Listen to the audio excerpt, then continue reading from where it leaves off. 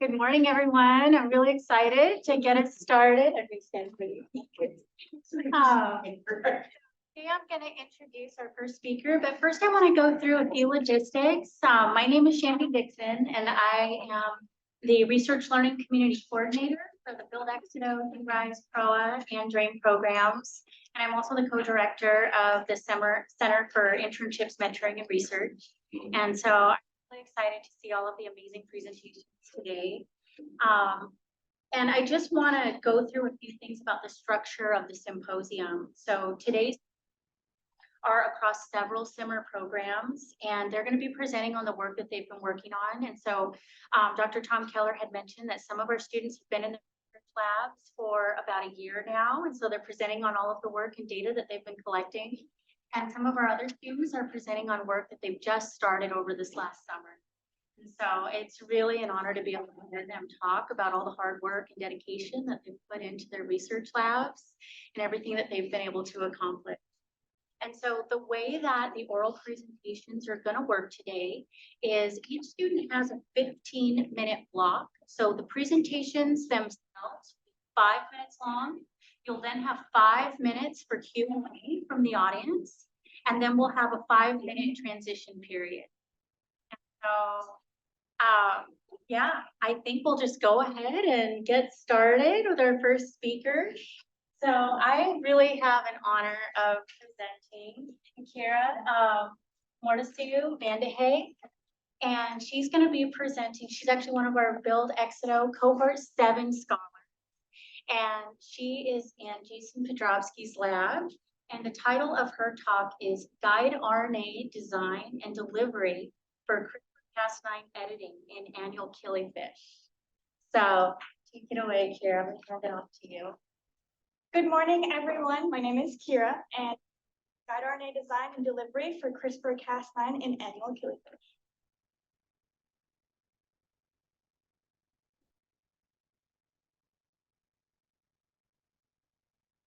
Some background information is Austrofundus limnaeus is an annual killifish native to the ponds of Venezuela.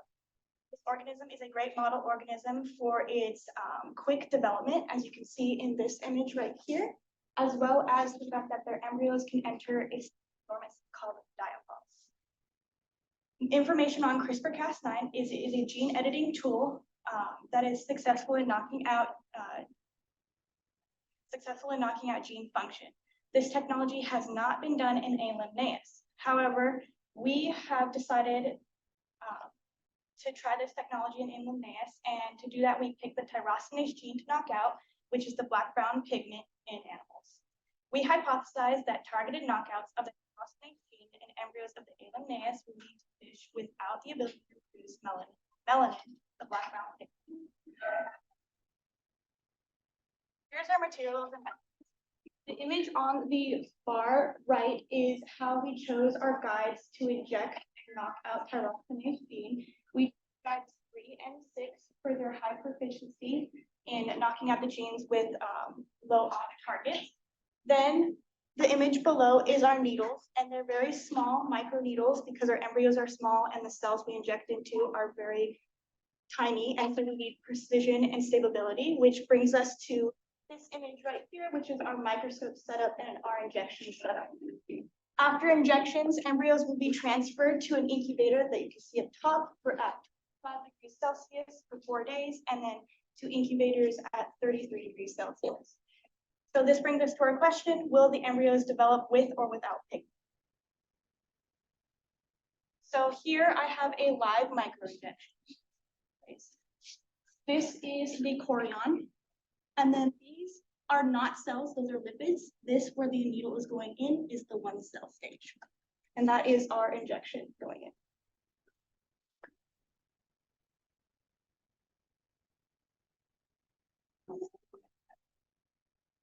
So during injections, this model requires optimization. We had to try many methods and many different things to make this work. We first started with RNA versus protein.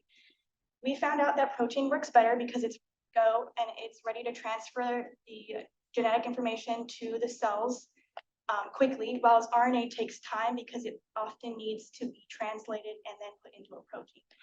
Then we started looking at 1 cell versus 2 cell.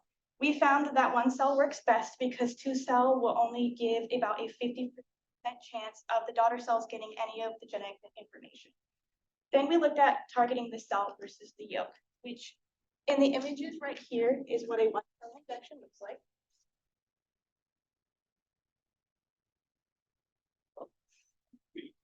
And then that's where the yolk is. We found that either works as long as it's close to the cell so that genetic information can translate. So our results, we have successfully edited annual killifish. Up at the top is our control embryos. They have dark eyes and dark melanocytes, which are the dots in their back, which shows that they are a control. This is our edited embryo that has no dark pigment whatsoever, maybe a slight of the melanocytes being orange. And then this is our control and edited larvae.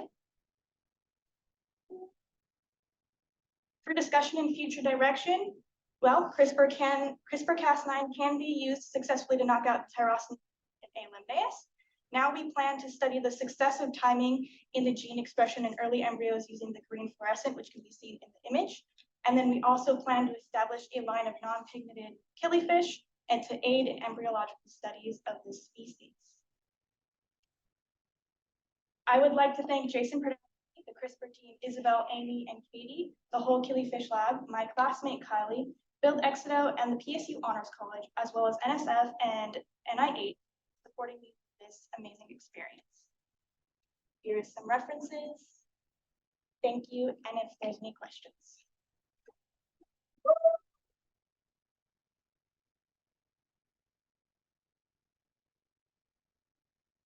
Open it up to questions. Yes. What's your favorite? My favorite part would be finally getting the edited embryos to hatch, trying to get them set up for pictures. It was so frustrating. It took hours, but it was so much fun.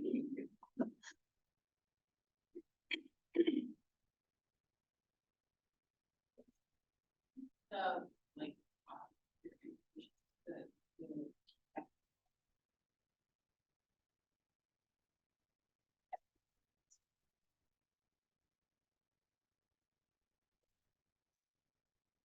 So this gives us a chance to look at the embryos without pigment and seeing if it can be passed down to the babies when we make a breeding line, obviously. And it also opens up a way to look at, as you can see,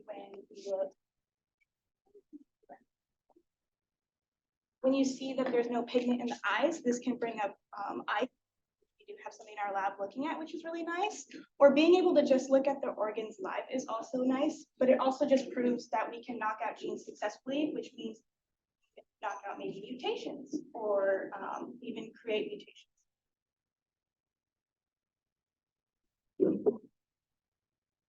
Questions from the audience? Kira, what would your biggest takeaway be from this experience working in the lab so far? My biggest takeaway is research is not easy. It took us 9 months to do this with a lot of trial and error, and I think it's really fascinating when we come up to a problem in an experiment and how quickly we can solve it by just trying things differently. It's a really great experience, I think. Yeah. are there any potential adverse effects? Or is it too soon? I would say it's too soon in the research to know anything. Considering they don't have the pigment in their eyes, we have been thinking about wondering if maybe the light, and we might do that at some point. Yes. What was some of the errors that you overcome? Some errors were like the RNA versus the protein. We found that RNA was not translating fast enough, and we just weren't getting the edits. It was difficult trying to like see our edits happen. So we also have to look at it genetically as well, which is later presentation will be about like the gels and the Sanger sequencing and actually in the gene.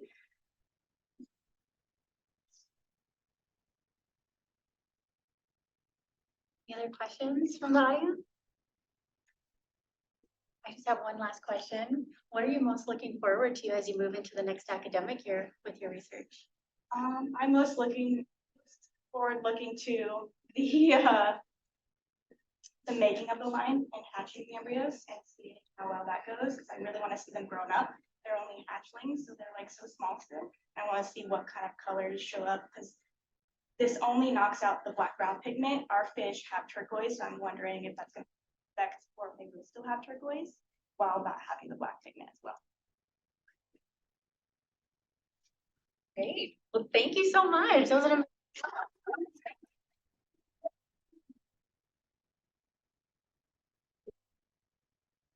take just a few seconds to transition for the next.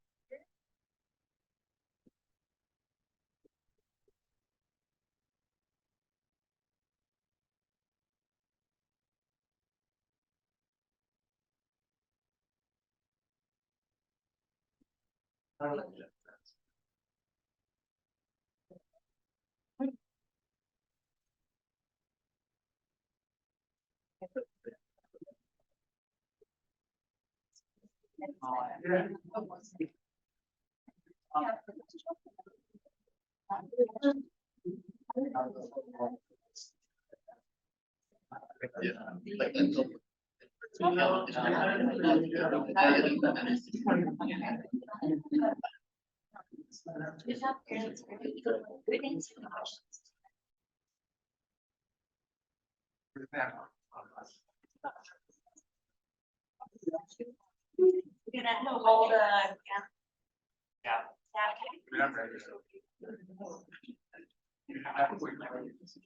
right one.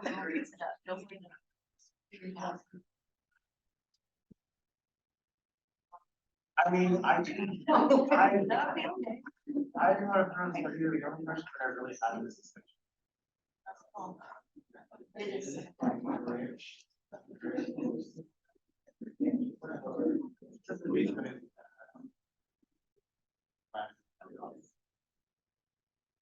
Gotta get that.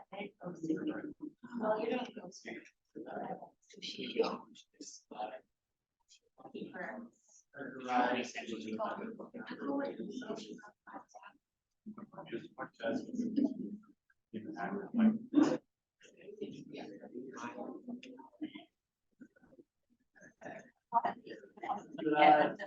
Did you see how?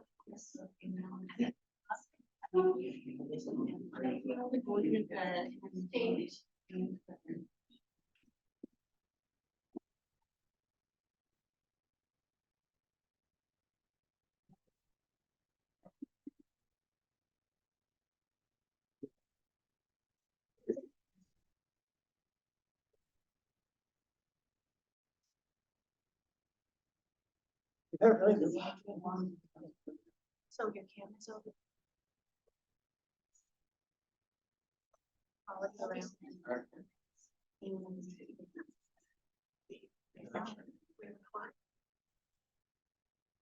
We're gonna start right now. Are you ready? Hey guys, we're gonna start a little early, I guess. My name is Miguel. I work in Professor Minkowski's lab, Eric Minkowski's lab. I'm part of Executive Cohort 7, so I've been doing this for a year. I'm actually kind of excited about this. So, today we'll be talking about the impact of the Psychology of Men and Masculinities course on the perceptions of masculinity at Florida State University. So, for historical context, traditional perceptions of masculinity have always been a topic of culture, whether it be stoicism, our strength, our gender roles. It's just always just something to basically comprehend about what does it mean to be a version of ourselves in humanity. These social structures play narratives, they play in our policies, and they just create the way we communicate with each other through our cultural norms.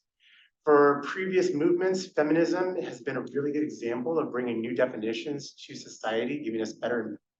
But this also does give a mirroring effect, giving us challenges of what social norms and what masculine roles really represented in society. So with activism being pretty apparent in today's generation, it's really good to have space for these dialogues and to figure out where is academia going to take this discourse moving forward. And that is what we intend to do with this experiment. So with masculinity being so multifaceted, what really is important is the definitions behind these terms that are gender-based. despite different progress, we still seem to find that there's pushback and there's stagnation on whatever can be necessarily empowering and also can be disempowering of how it's being used.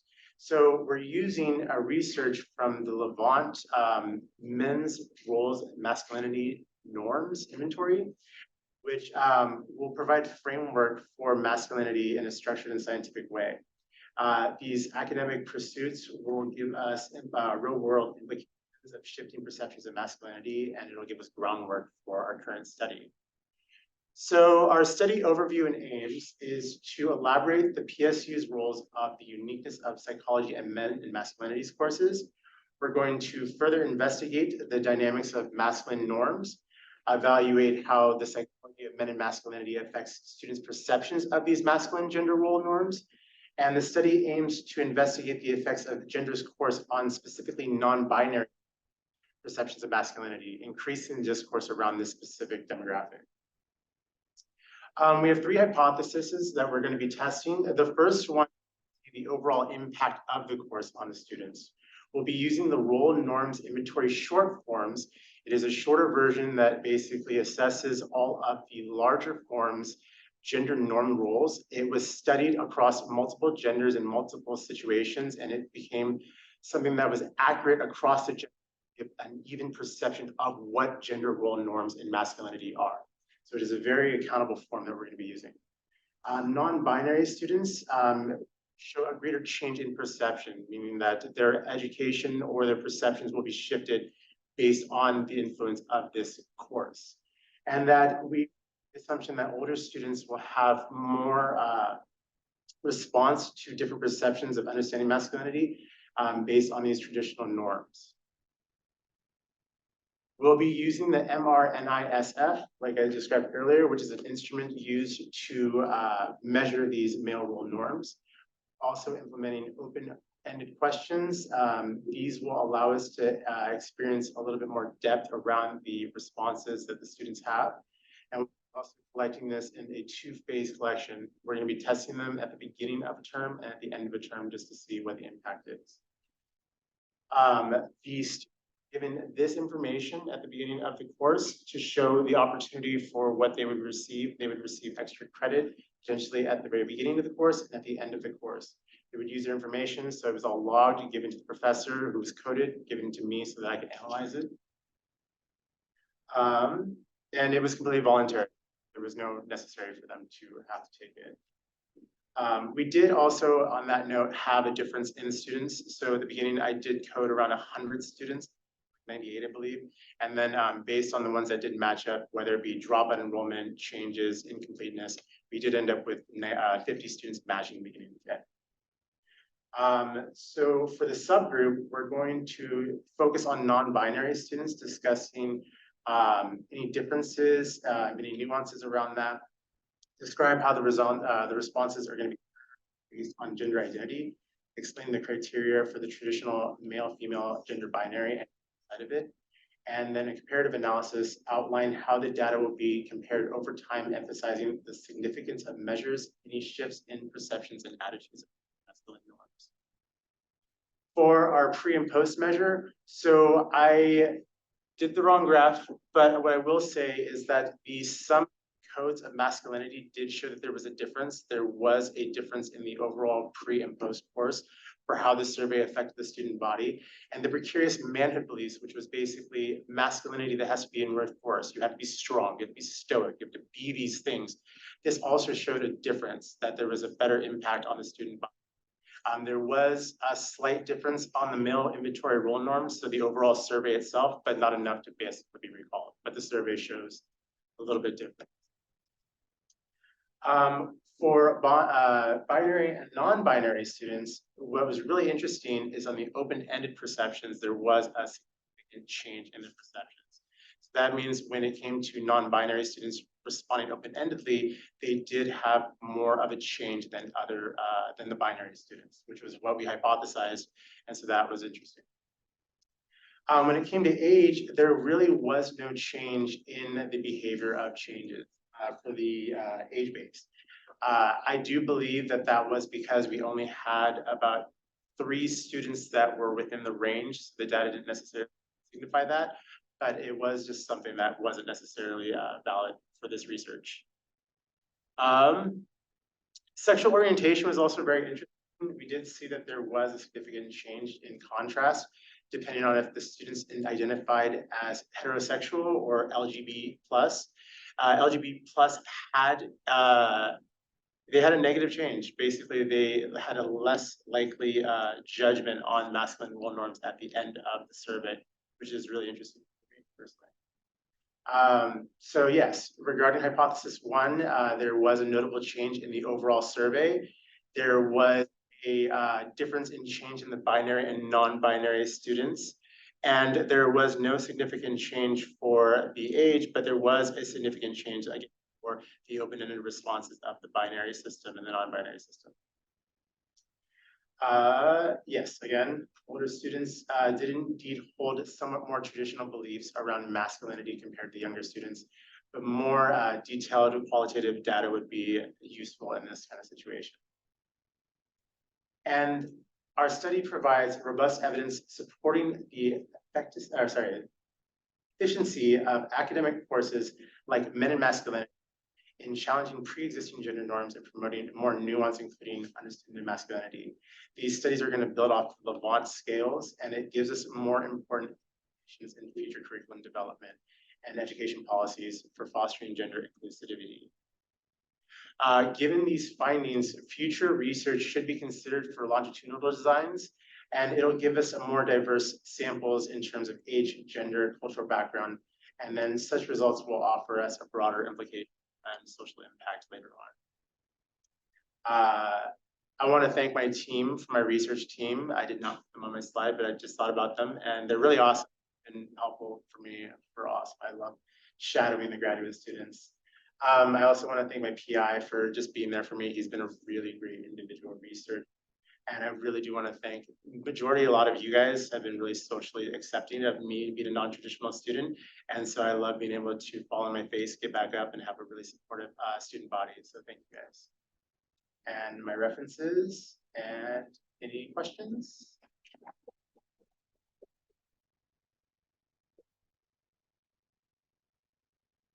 Questions from the audience? Yes.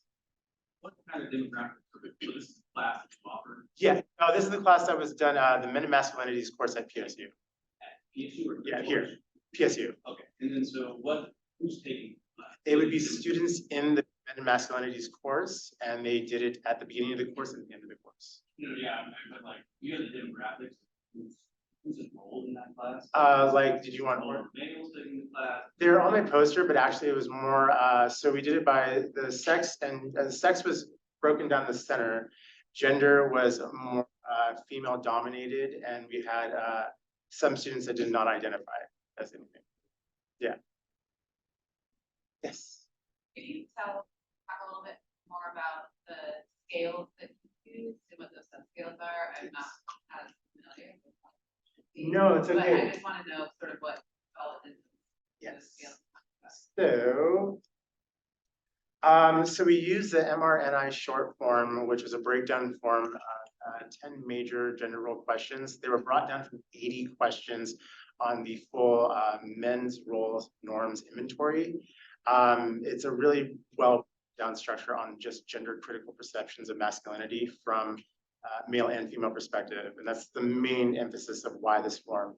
The precarious masculine behaviors is the one that the PMB is the one that talks about like the influences of how men have to behave.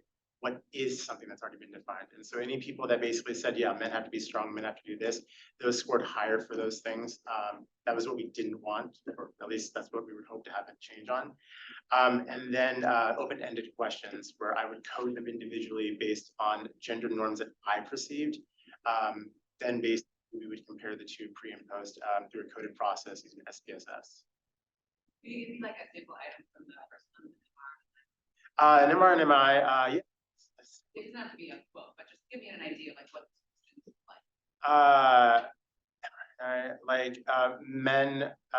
Men dangerous, or like power is dangerous, things like that. Things that basically can be perceived in like one generalized strong or strongly disagree to strongly agree. And there was only how many, there's, I think, 30 of those questions spread out. Yes. So I know that the study is based on the exposure of that course, but it would be interesting to know if you could take it outside of the university setting, outside of what you'd like to take the course. Oh, I definitely agree What with do you that. think you would see if you could like, I was just trying to think of like another arena that you could take it to. Well, I used the word right there because I'm like a gender obsessed person. That's actually my major. I think it really depends on the arena. I mean, if I take it to a church, you're obviously going to get a lot of different examples, whether I go to Blow Pony and ask them. So I think that what's really important is that, especially for this experiment, this is not me just designing this experiment. This was handed to me to learn about this research. My professor has been doing this for a longer period of time. I believe he has I don't know, more than definitely 5 years worth of this experiment to look at. I think that's really important. But one of the things when I was looking at the data a few days ago that I thought was really important was when you look at like the gender, the orientation, there was a big difference between those rare outliners that were like the older adults that were heterosexual.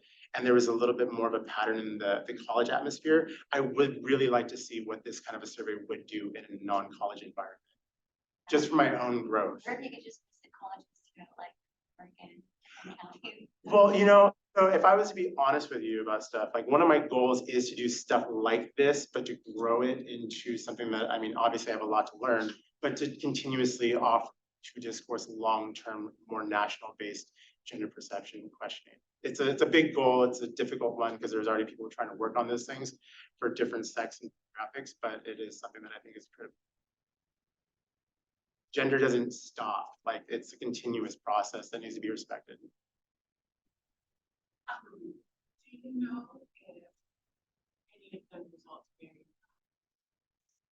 I didn't get those. I wish I did. No, because now you said that. Look at that. No, we try to stick it just towards the age and the binary orientation, but no, I didn't get races now. I wish I did now. Yeah, no. I definitely agree. I think that's a really important. Yes. All right, let's thank Miguel. Great talk.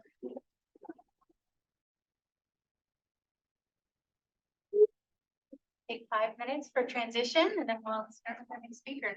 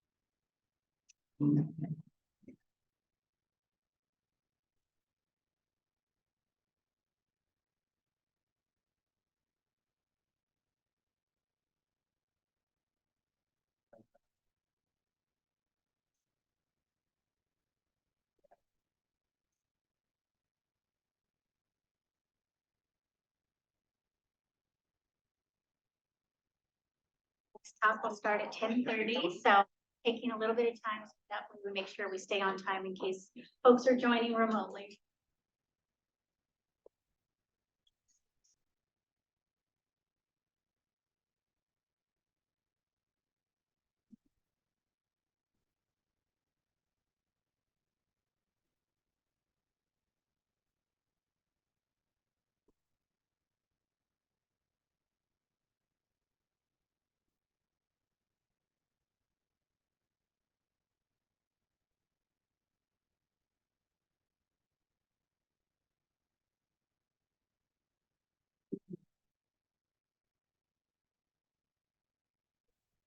All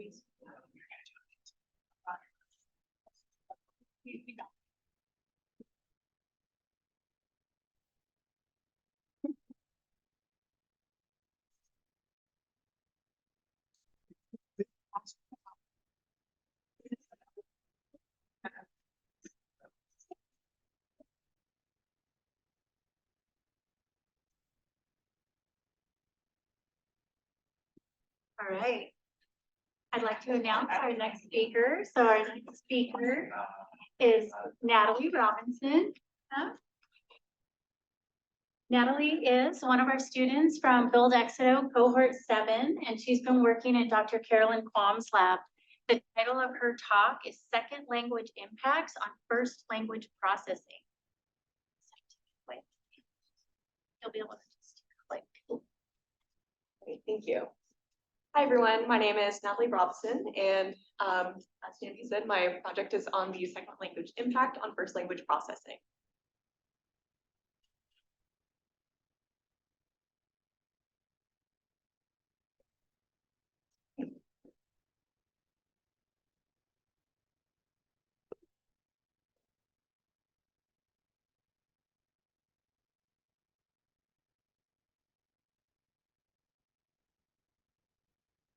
Yep. Okay, thank you for your patience. In this presentation, I'll first explain the previous study's findings as context for the current study. I'll also give a brief summary of the preliminary findings before interpreting them as implications. Quam and Creel in 2017 observed an effect of tone-specific attrition in Mandarin English bilinguals. We're going to go through this phrase piece by piece. We contrast Mandarin and English because Mandarin is a tonal language, while English is an intonational one. And if you're unfamiliar with linguistics, in English, say banana versus banana, and both times you're talking about a yellow fruit, because in English we use pitch to explain the intonation, whereas in Mandarin, you can say ma versus ma, and that would be the difference between the word mother and the word, for example, because in Mandarin, pitch applies to the tone of every word in a way to explain the meaning of the word. We study adults who natively speak Mandarin and who learned English at any point in time. So that makes our dependent variable the range between those who are more Mandarin dominant to those who are more English dominant. Attrition means a loss of proficiency, and in this context, you can think of it like friction. As participants became more English dominant, they showed attrition in their ability to process Mandarin tones, yet their ability to process Mandarin vowels was seemingly unaffected. Quam and Creel proposed two alternative hypotheses to explain this observation. The first is that there's something special about how tones are stored and processed in the brain that just makes them more uniquely prone to attrition. We call it the tone uniqueness hypothesis. The other hypothesis is that the vowels used in the 2017 study could have happened to be ones that assimilate well from Mandarin to English, meaning they didn't undergo attrition because the speakers could recruit their English vowel skills whenever it would help to process Mandarin vowels. And this wouldn't happen for tones because English is non-tonal. And we call this one the L1, L2 assimilability hypothesis. L1 is referring to first and second languages. Actually, the current study just tries to differentiate between these two hypotheses. And we do so by expanding upon the category of vowels. So this is what each of the hundreds of trials that we have the participants do. Here's a sample of that in English. They hear spoken Mandarin word and are presented with just two images on a screen. They're instructed to select which image represents the word they heard while being observed by an eye tracker and recorded by the program, which gives more data than we'll have time to go over today. What we adjust with each trial is the difference between the words represented in the images. In this case, it's cup versus cap. And so if they hear the word cap, they should select that one. And notice how those two words are really similar, with the only difference being their vowel. These are the three major categories of the stimuli presented.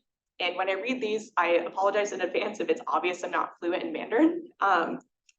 So in the baseline trials here, the two images represent objects which are completely different words. This trial contrasts li versus shu. In the tone trial, the vowel is the same, whereas the tones are different. And this one contrasts he versus he. And in the vowel trials, the vowel is different and the tone is the same. And this one contrasts ji versus ju. The goal is to control for the variable of assimilation to see if tones are really so different from vowels. To do so, the category of vowel trials was organized into 3 categories: easy, medium, and hard. And the difficulty was based on how many English phonetic categories the Mandarin vowel aligns with according to APE guidelines, which you can see in this chart, with just easy and hard as the examples here. And let's look at the predictions of each hypothesis before actually getting into the data so that we can understand them better. So the tone uniqueness hypothesis predicts that participants will demonstrate similar accuracy across all of the vowel trials, regardless of their assimilability. So the blue here represents the baseline trials, which we know from the previous 2017 study had the highest accuracy. Tones in purple have the comparatively the lowest. And then the gray is just the combined vowels, easy, medium, hard. And so this hypothesis predicts that no matter how easy or difficult it is for that vowel contrast to assimilate, they'll still have, pretty high accuracy. The assimilability hypothesis, on the other hand, predicts that easy vowels will still score the highest, but as the vowel category gets more and more difficult to assimilate, the accuracy will start to resemble that of tones. And the reason for that is because the difficult vowels and the tones are similar and that they both don't easily assimilate from Mandarin to English. And these are the actual preliminary results that we have based on data from 35 participants. Even the lowest scores are above 98% accuracy. So accuracy overall is extremely high, but these differences are statistically significant. To simplify for the sake of time, we found statistical significance in how easy vowels scored higher than both medium and hard vowels, and in that both medium and hard were lower than tones. We also found indication that Mandarin dominance was associated with greater overall accuracy, but when separating from this overall category to the gradient, we found that the effect of language dominance didn't quite meet the threshold for statistical significance.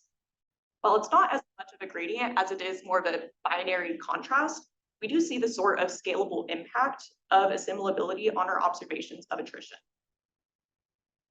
So what does this all mean? It may be beneficial for future reports on this data to collapse the medium vowel and hard vowel categories into one. And current data suggests support for the L1, L2 assimilability hypothesis. But right now, we're only about halfway through data collection with 35 out of 70 participants as our target.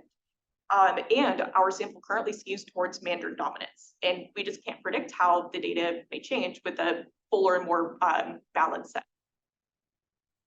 I want to give a huge thanks to everyone in my lab who have helped to support the study's continuation. Dr. Carolyn Kwam, Amy Lin, and Keria, and countless others who I couldn't have done this without. And of course, Bill Exedo and NIH. And thank you for listening. I would love to answer any questions.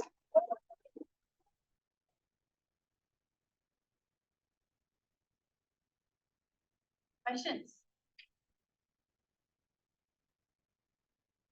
Guys, so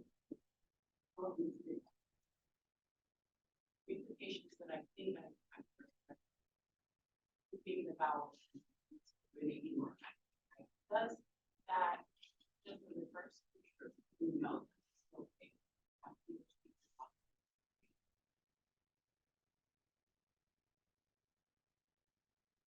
That is a really good question. And I don't quite know enough to give you the answer, but that is definitely something that I always want to consider is like, okay, but what about just flipping what does that mean? Like, because if it doesn't have the same effect, then what does that mean that we really understand about it? So yeah, thank you.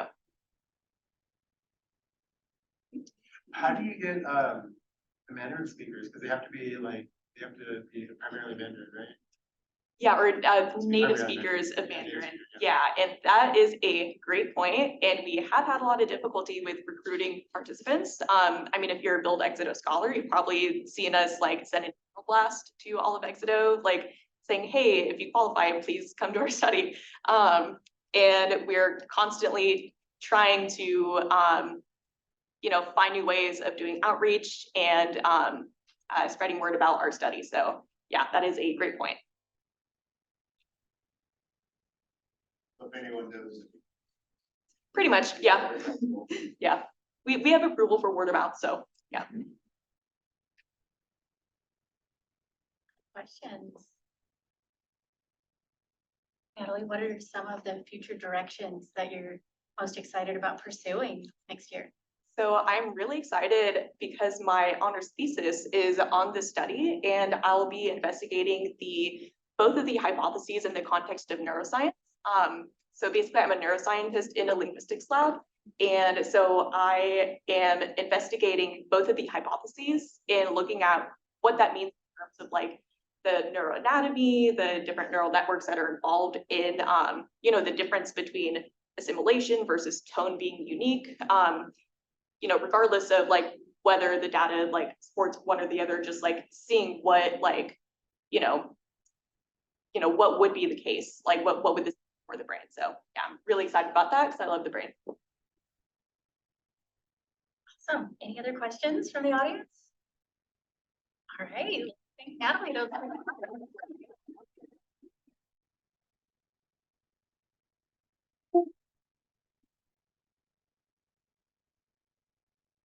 5-minute break while we transition for our next speakers.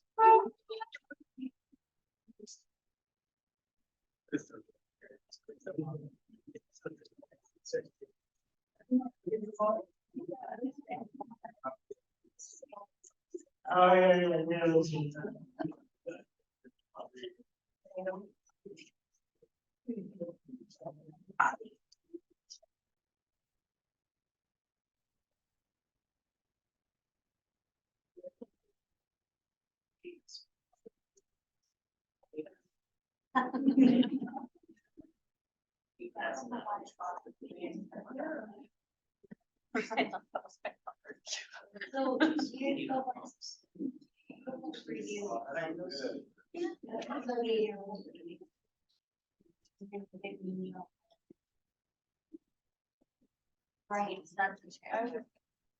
Isn't it interesting to you? No, kind of secret. You enjoy like, I'll say. Oh, yeah. I'll just say.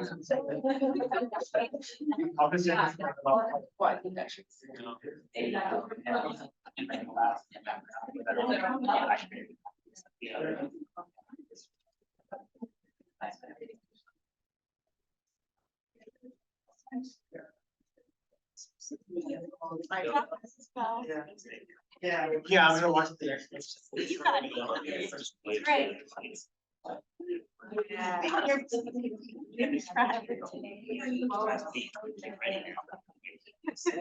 Okay, well.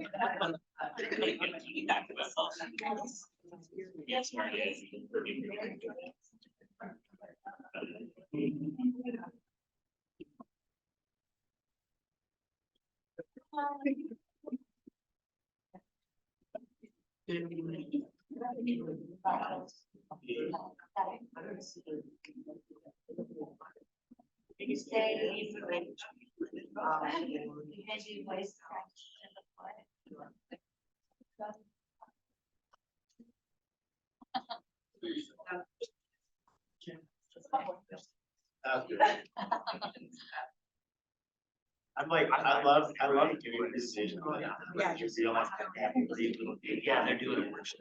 No, I'm just like, oh. Why did they just? Why did Then like, no, but like, yeah. Actually, really excited to see your build plan. Also. Well, that's how they. That's fine.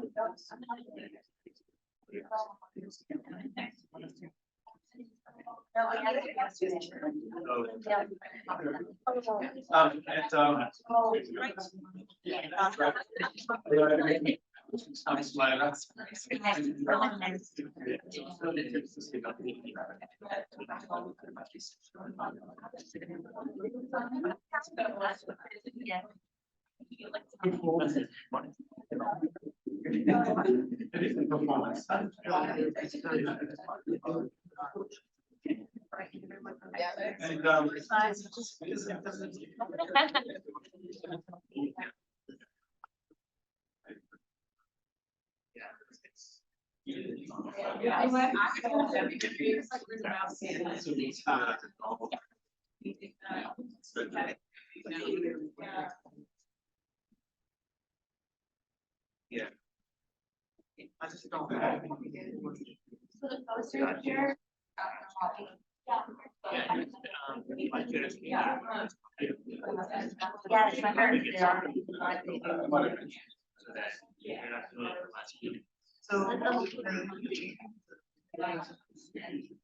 It's a really cute. It's modern. Maria.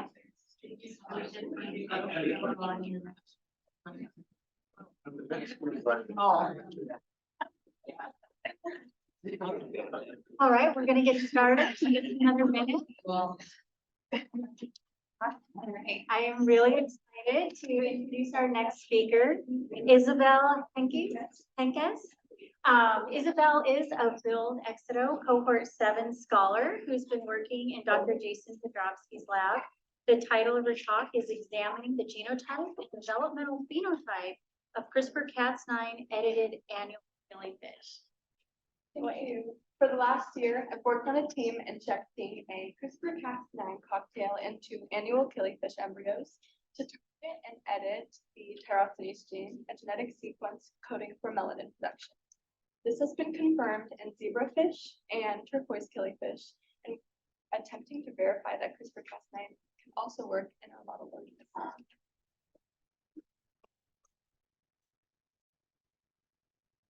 The annual killifish, or Ostrofungulus limnaeus, is found in temporary ponds in Venezuela during the rainy season. During the dry season, these ponds evaporate, killifish embryos and diapause survive. Diapause is a state of metabolic arrest. It is triggered in extreme environments that lack oxygen or water, and is one of the two developmental trajectories of this organism, or of the species. Our lab focuses on the genetic and physiological effects of hatched diapause embryos, and one way we observe these effects is through dissection. However, what if there was a more efficient way of observing these effects? That's where CRISPR-Cas9 CRISPR-Cas9 is a genetic modification tool, and our goal of using this tool is to target and remove the pigment of our model organism. A tedious process of DNA extractions, amplifications, gel electrophoresis, and sending our samples to be Sanger sequenced. Using the injected embryos, we proceeded with extracting and cleaning the entire killifish genome.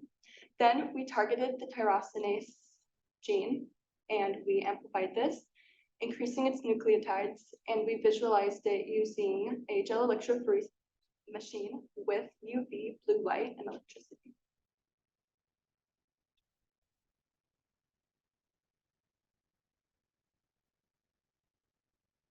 We sent our samples to be Sanger sequenced, and we were able to use a software to determine if our tyrosine gene was edited.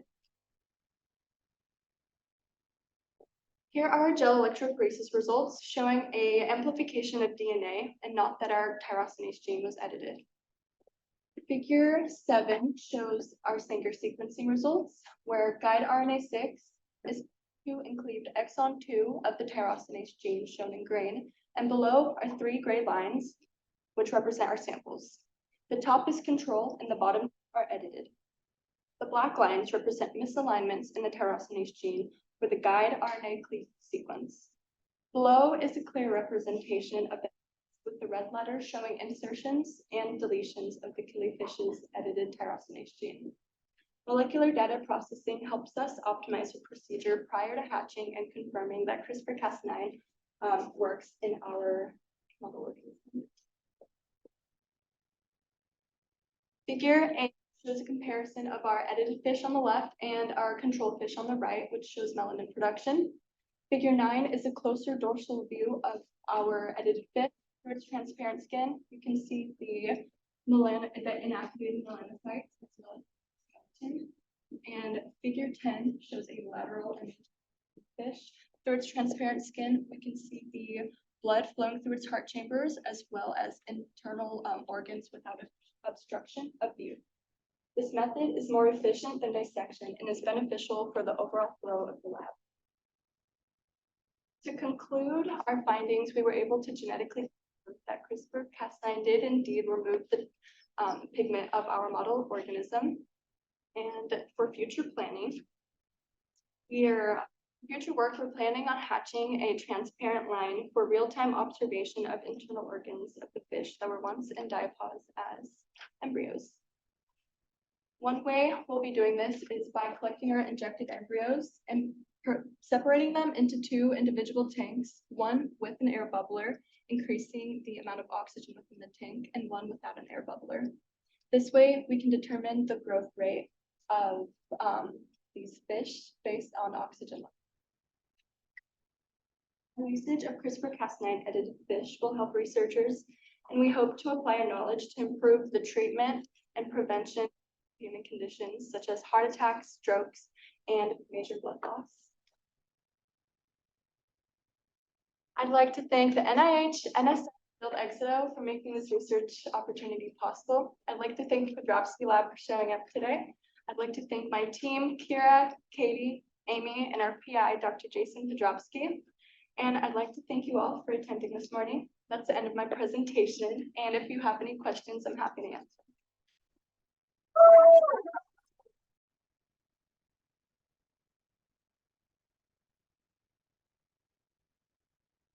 Questions?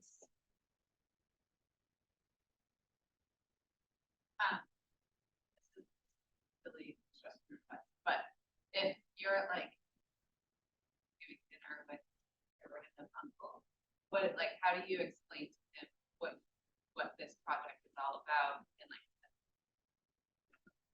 Basically, we are removing pigment from our fish so we can look at their internal organs using a cool technology called CRISPR-Cas9.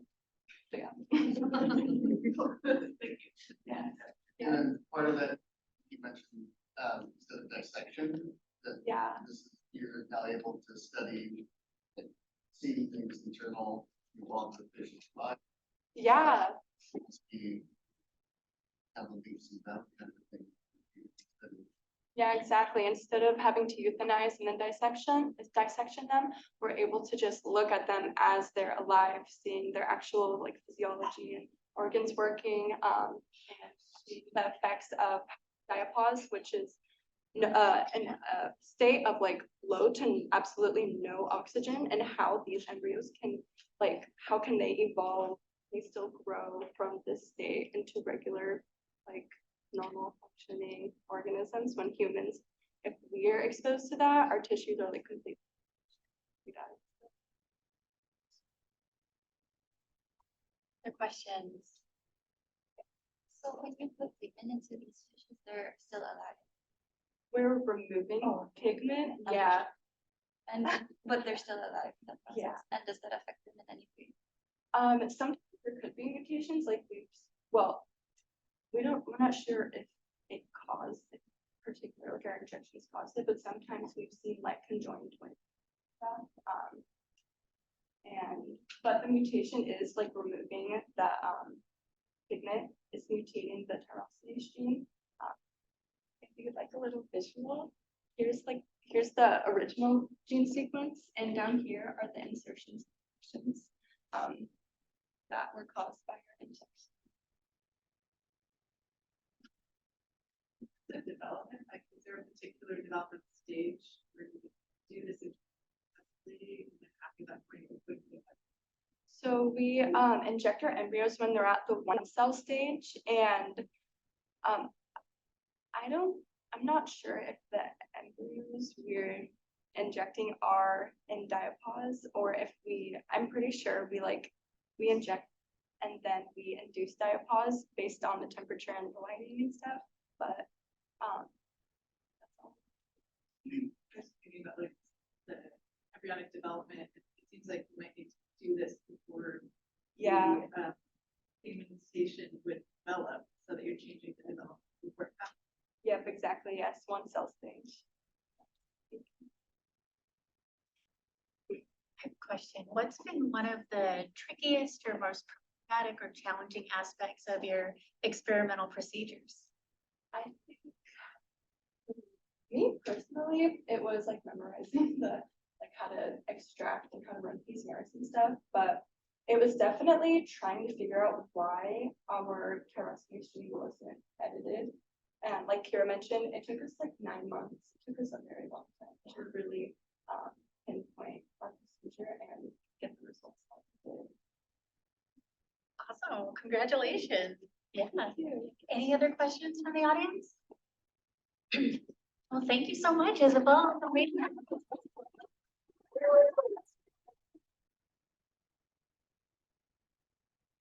All right, we are going to take a break and we will be back at 11:15 with our next speaker. So go ahead, stretch, grab some food, and move downstairs and come start at 11:15.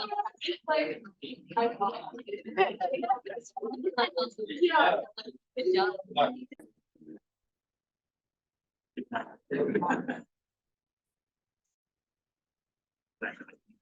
Good day, everyone. Welcome. We're gonna get started with our next speaker. So I'm really excited to introduce Christine. Come on up.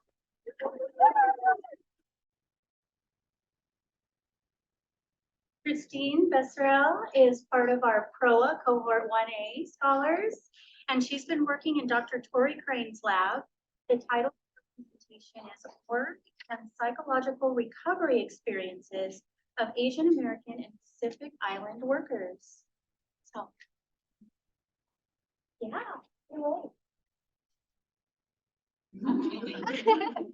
You know how it is. Good afternoon, everyone. Good morning, everyone. My name is Christine Beceril, a research assistant in the Reset Lab, a lab focused on industrial and organizational psychology. Under the support of Dr. Tori Crane and my lab manager, Laura Yang. Today, I'll be presenting one of our ongoing research projects, which is called Work and Psychological Recovery Experience of Asian American and Pacific Island Workers. But before we get started, I wanted to give some background information.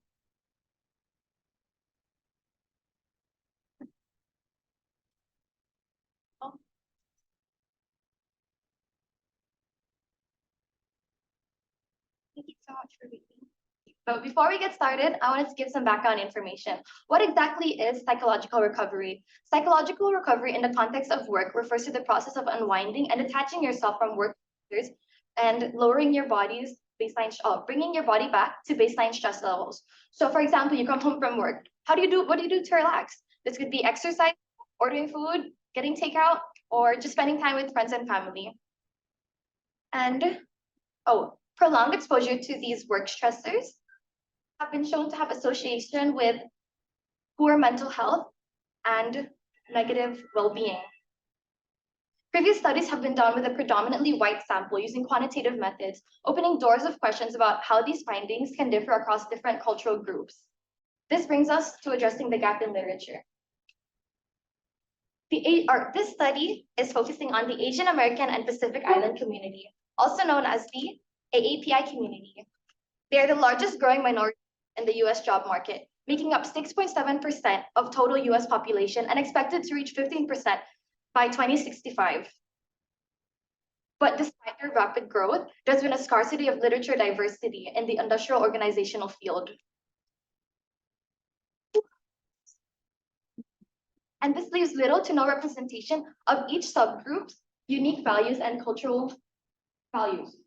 So it doesn't leave much room open for their work ethics and other things that may come up during work.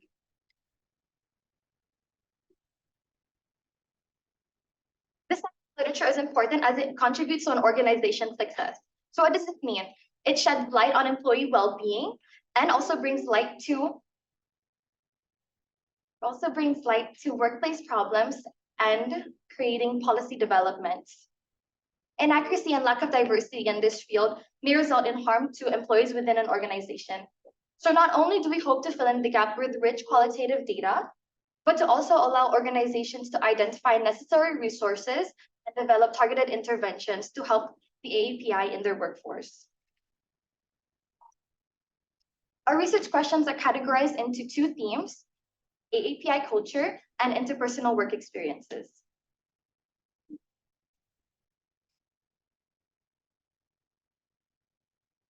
Methods include a procedure of recruiting participants based off of a inclusion criteria, having them go through the screening survey, conducting 1 hour of qualitative interviews, and transcribing our audio files into transcripts in order to code for themes.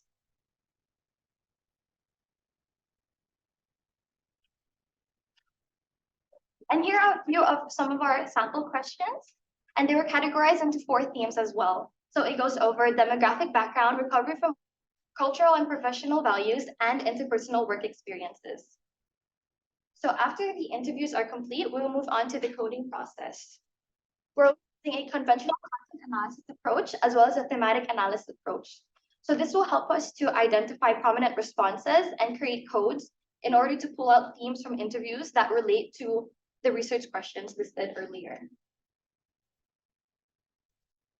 And through a preliminary data analysis, we were able to find an overarching theme within the current collected responses, which is cultural influence on work ethics. And to the right, you can find some of our sample codes, including learned hard working traits, family, feelings of guilt and accomplishment during work recovery practices, and competing values. So how does your culture differ from your career identity? And below, you can find some of our quotes pulled out from the current transcripts that we analyzed. So as you can see, the first one, they mentioned the separation between your personal and work isn't really there. I always have to be more American in order to survive, for people to relate to me in the workplace. I want to embrace my culture a little more, but I can't. I have to hold it and save it for certain environments. As mentioned, this is an ongoing study where the next steps will be to continue conducting interviews in order to code for themes and relate it back to our research question. Our study uses a specific inclusion criteria. So future studies may benefit from expanding this criteria in order to have a more saturated data result. All in all, this study aims to shed light on AAPI in the workforce in the United States. This is vital to identify necessary resources, develop targeted interventions in order to alleviate stress and poor mental health within the AAPI workforce. Here's the references that were used during this study. Acknowledgements. So I'm a transfer student, and transferring to Portland State and becoming immersed in research has been such an incredible experience.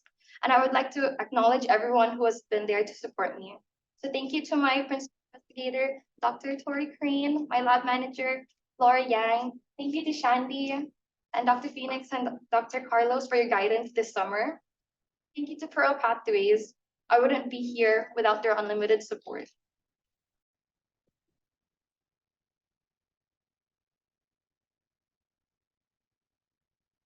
Thank you so much for your time. It was an honor to present for you all. I'll now be open to answering any questions. Questions? Yes.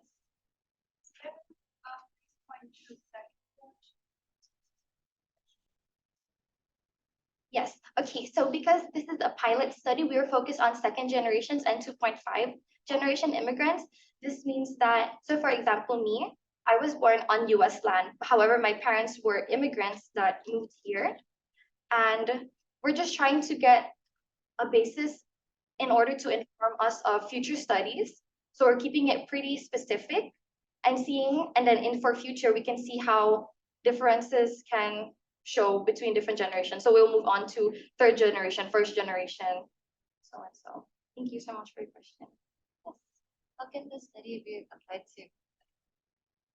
So she asked, how can this study be applied to real life? That's an excellent question. So as I mentioned earlier, the Reset Lab is a industrial organizational lab, psychology lab. So we work very closely to organizations, including HR departments. So the basis of this type of psychology is to provide employees with a chance to speak out their voices. We're here to provide this literature saying, we hear you, we know what you're saying, and we want to answer those needs and those certain concerns that you may have. And not only this, but in certain big organizations that we're familiar with, such as Best Buy and Target, they actually have in-house IO psychologists that work closely with the HR team. So that's very comforting to know that being heard. I know there's a lot of like diversity within the AAPI community.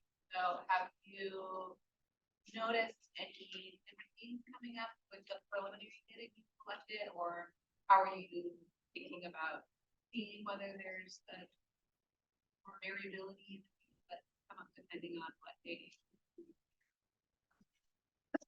So as I mentioned earlier, thank you so much for your question, by the way. We have 4 different subgroups of the AAPI community, which include the East Asian, South Asian, Southeast Asian, and Pacific Island. So as of now, we have a goal of 25 interview participants. And since we're still conducting interviews, we're really trying to just go through the preliminary data and see what's very prominent to us at the moment. And this will, as I mentioned earlier, will inform us of how to formulate future studies, whether that be continuing another qualitative study or doing a mixed methods using quantitative methods. Yes. So like the thematic analysis, is there any kind of differences that you've noticed work ethic and work culture depending on what culture this individual comes from?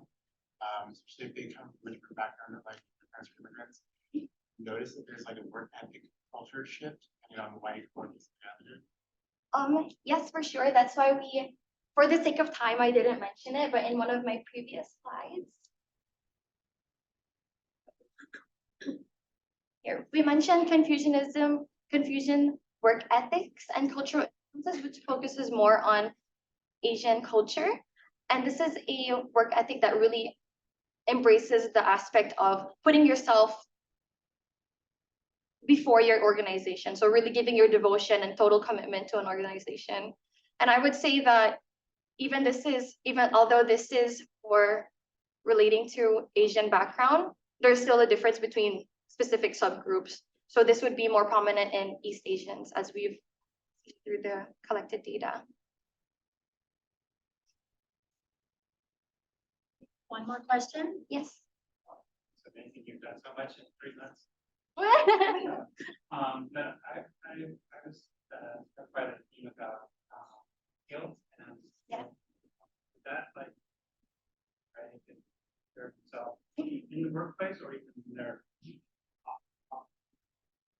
home. Yes, so that's an excellent point. So we are we are trying to investigate their interpersonal experiences during work and also how they recover from work. So as I mentioned, some people might exercise, some people might order takeout, but then what we found in collected transcripts is that some of these participants shared how their upbringings and their family values really affect what they do outside of work. So for some, they might say, what are you doing at 8 o'clock in the morning? Why are you still in bed? You know, did I raise you to be like this? Like you should be up doing work. And they're gonna think, oh, okay, this is normalized in my household. So I'm gonna get up, I can push aside my needs for rest and put work first. So that's something we really wanted to go over. We are almost out of time, so if it's a quick one, we can take one more, but otherwise. Is there like a difference between the kinds of paper that,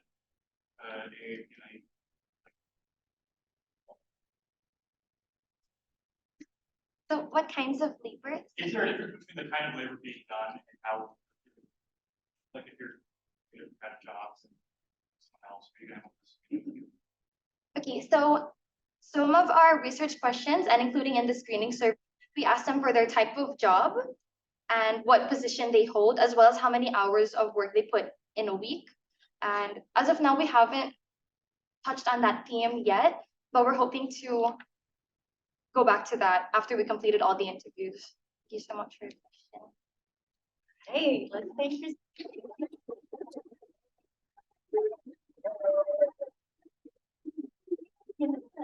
Awesome. Hey, we'll have our next speaker in just a couple of minutes.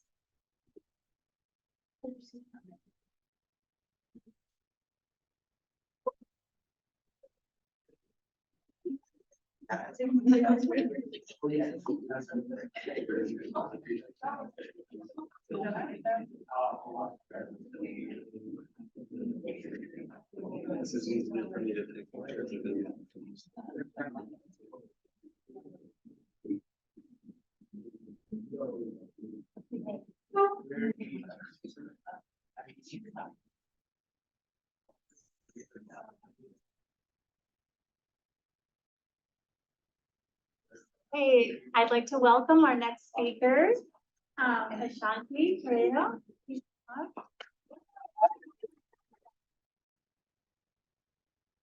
Ashanti is also one of our PROA 1A scholars and has been working in Dr. Taylor's guidance lab. The title of her talk is Marginalized Communities in the Workplace.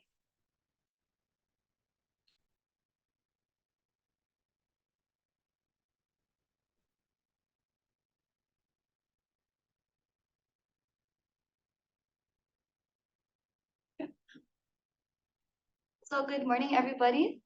My name is Ashanti Peredo, an undergraduate researcher in the SPHERE lab, where I'm under the supervision of Taylor Guyton and Dr. Levine Filiano. And our study that I'll be presenting to you guys today is about marginalized communities in the workplace. So first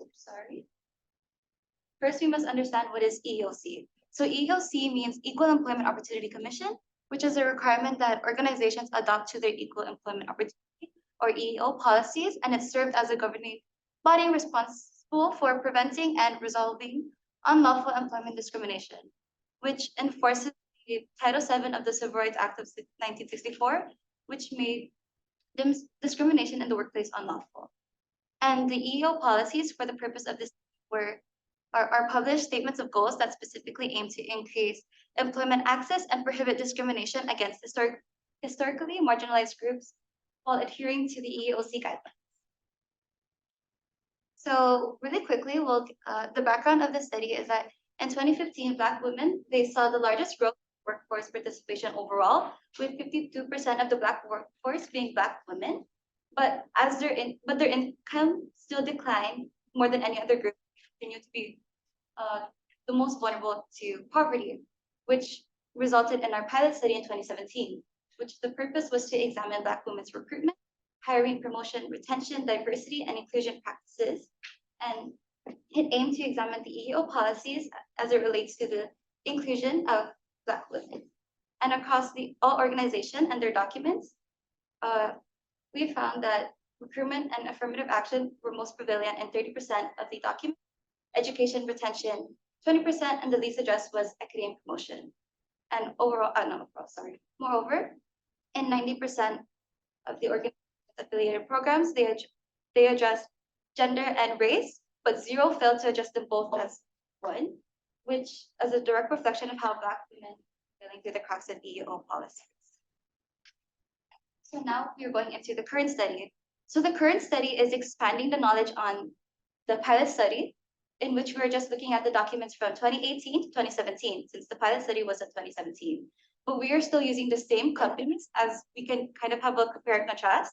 Because if we were to use the top 10 companies in 2023, it'll have some differences. So we cannot have like the compare and contrast anymore. And then from there, we can determine if there's been any improvement in these policies or practices, and it could also provide insight into other marginalized communities on top of Black. And the findings of the study could be valuable to provide valuable insight into how companies are addressing diversity and inclusivity and where there is still room for improvement. So the methods of the study, you might be wondering, how am I getting the top 10 companies? Well, we look at the Fortune 500 list of 2017, because like I said, we are only expanding knowledge. And from there, we look at the top organizations from that list, which were these ones. And we collect the documents. We collect documents from each company by using the name of the company name and terms such as EEO policy, diversity and inclusion, diversity report, and annual EEOC report. And we also ensure that these documents are being collected from the company's main website, and we exclude any documents that could be collected from a third party. And from there, we conduct a content analysis and a program called Atlas.ti, where we are using keywords derived from the pilot study during the reading process, which were equity, promotion, retention, affirmative action, education, harassment, and recruitment. So here I have 2 organizations for you, Walmart and Berkshire Hathaway. And you might be wondering what do these mean? So up here, we have documents that we are looking for in this study and the dates that it is covering. Yes, and in Walmart, we see that they have all their documents available and easily accessible, whereas Berkshire Hathaway, they barely have anything, which could also indicate that diversity is not a priority in the organization. Yeah, and I think it's also important to know that accessibility is important in terms of these documents, as it could be towards potential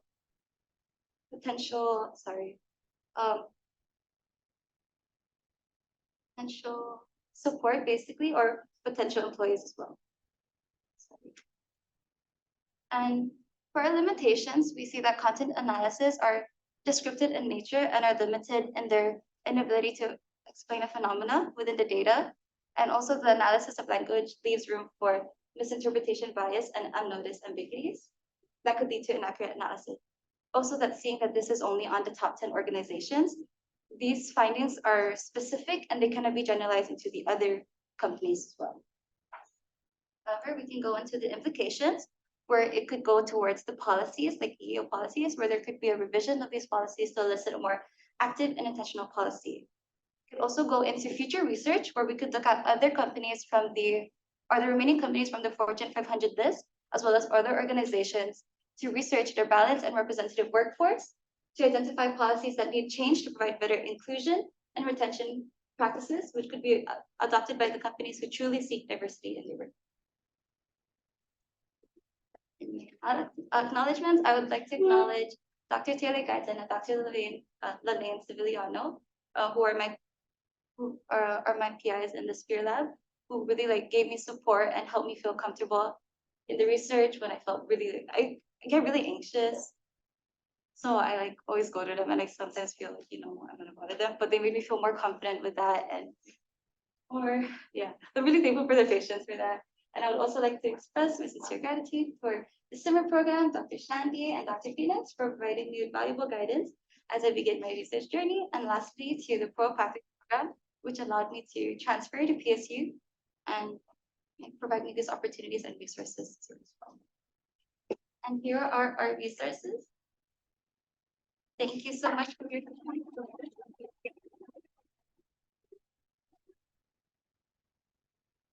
Questions from the audience?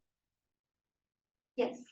What do you think that your findings about the accessibility of these EOC reports and other info, how do you think that affects Black women? Sorry. Or a lot of your research questions were about impact of these policies on Black women. Mhm. So how do you think what you found is particularly relevant for Black women? Well, we can see.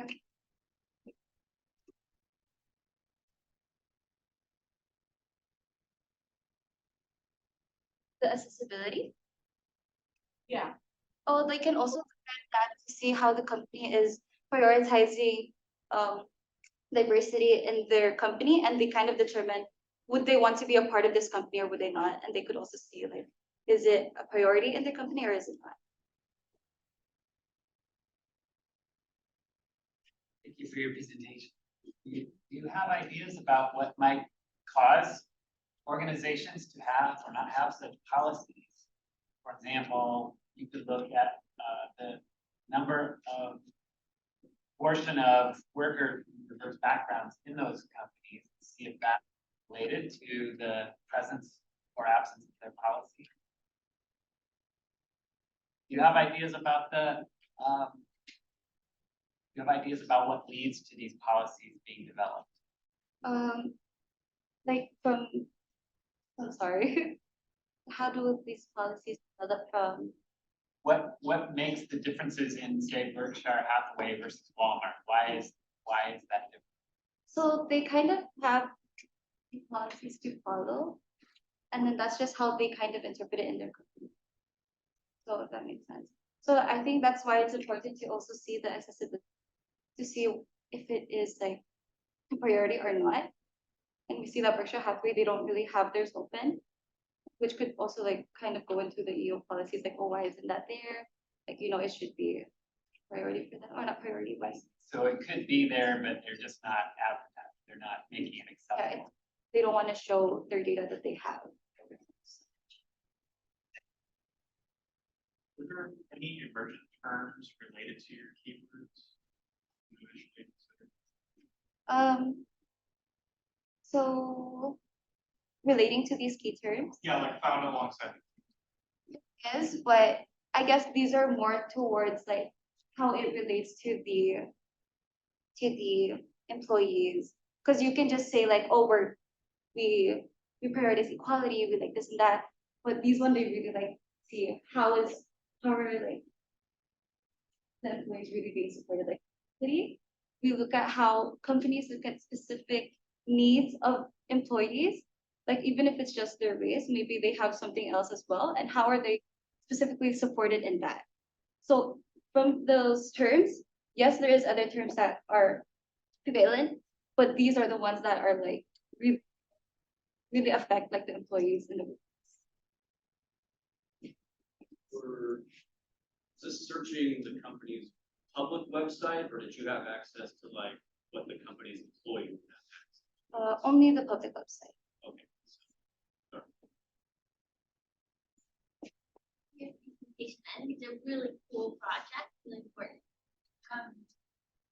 Do you feel like any of these companies are actually doing it and are like a role model? I would say it's Walmart because all their documents, at least for me, is very accessible and they look like they're really like having these employees in their workplace. But again, I cannot say that as well because that's something you have to look into their positions too, like the EEO document to see where their, how do I say it, like their diversity is. Like, is it in the janitorial positions or are they also being access to the CEO positions? Because in an article that recently came out across 500 companies, there was only one black woman CEO, and she is hiring. So now there's basically no black women representation in the CEO. Any last questions from the audience? So in your study, you were looking at just the company's policies, or were you also looking at like the actual individuals who? Only the policies. Yes. Would you say that in general, these policies, you have to kind of look into So for some companies, it was easier than others, where you would have to kind of really go on intense research on them. Other ones, you just put the key terms and the company's name, and you'll find it. And yeah, it's like available for people to download too. So if you want to check it out too, you could see it as well. Something you could look into, see if you want to join that company or not. I choose Walmart. No, I'm kidding. Yeah. Yes. One last question. Well, it can go into policies where you can see if there's a need for any revision of these policies to elicit a more like active one, or more so that kind of, how to say this? Here, let's look at this. There are more active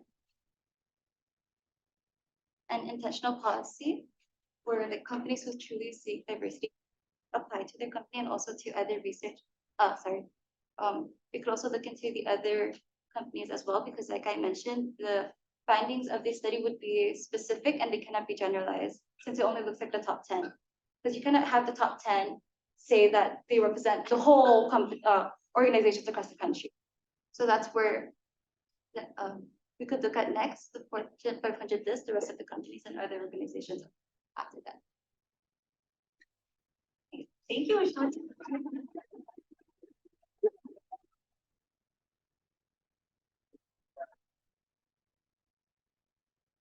2-minute break, and then we'll have our next speaker.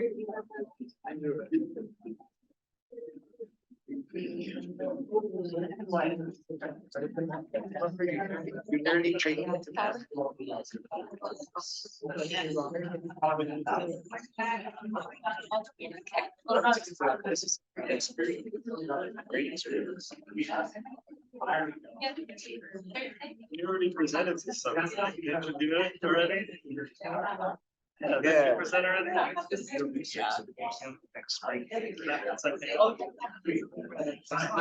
Like I understood, or like I understood this. You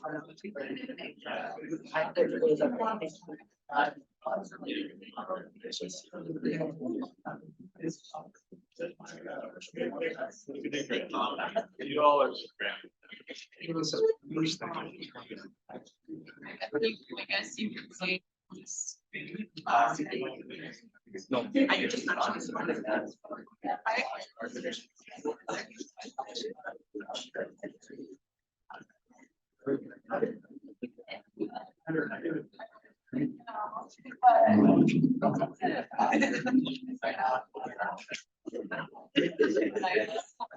Okay, sure.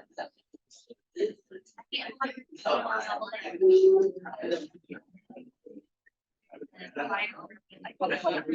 like to get started with our next speaker. We're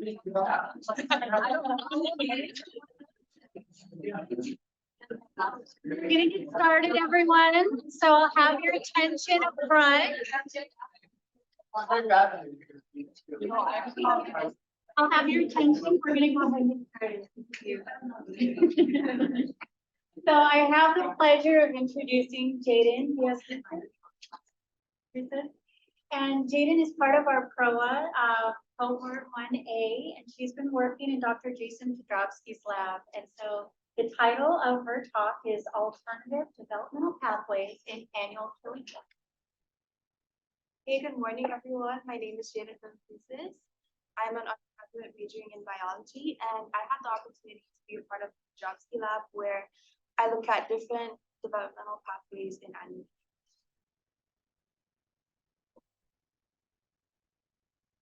So the species that we study is called Ostracondylis limnaeus, and they are found in the ephemeral ponds of Venezuela. If you don't know what ephemeral means, it means temporary or not lasting, and so the ponds go through wet and dry seasons. And because of that, the fish experience drastic changes in their environment. What's really interesting about these fish is that they're able to take on alternative pathways in their development. So one pathway that they can take is continuous development from fertilization to hatching, and we call that the escape trajectory. Another pathway they can take is called diapause, and diapause is basically when the fish halt on their development until they get environmental cues to resume. So the morphology and timing of development depends on what trajectory that embryo takes. and they will come out phenotypically different. So what we know is that maternal pattern and environmental temperature play a role in their trajectory. So we know that older moms tend to make more diapause embryos, while younger moms tend to make more escape embryos. And with temperature at 25 degrees Celsius, you can have a mix of both escape and diapause embryos. But if you incubate them at 30 degrees Celsius, those embryos will escape diapause, and at 20 degrees, those embryos will enter diapause.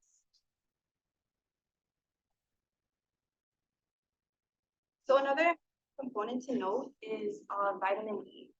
So we know that vitamin D is known to help maintain our calcium, but they also have different functions in vertebrates. And one of those is to regulate developmental progression in fish. In a previous study, they found that when you expose vitamin D to the embryos, that will continuous development. And if you block vitamin D, that will lead to diapause. And so we wanted to test the role of vitamin D in the embryos by asking the question, do profiles of vitamin D metabolites differ between developmental phenotypes in embryos of Osteophonulus linnaeus? So our approach to this would be to collect embryos at fertilization and incubate them at alternative temperatures. And the alternative temperatures would be 20 and 30 degrees Celsius, and I'll be focusing on 20 degrees. And then we'll continue to stage and observe them on a daily basis to look at their timing of development and their morphology. So we haven't started on our experiment yet, and we don't have results, but what we predict will happen is that the embryos incubated at 30 degrees Celsius will develop on a faster timeline, and they will have higher concentrations of D, whereas the embryos incubated at 20 degrees Celsius will develop on a slower timeline and have lower concentrations of vitamin D. And we would be looking at the concentrations of vitamin D based on certain morphological stages, which can be seen in figure 7.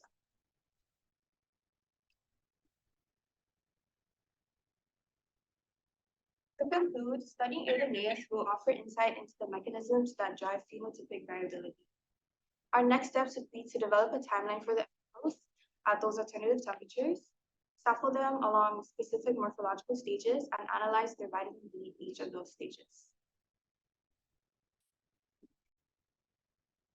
And with that, I would like to thank Angel, Amy, Katie, Jason, and everyone in the Pajovsky lab for the guidance and support. I would also like to thank the Build Exedo and PROA Pathways program for allowing me to be a part of research. Here are references. Thank you for your time, and I can take any questions.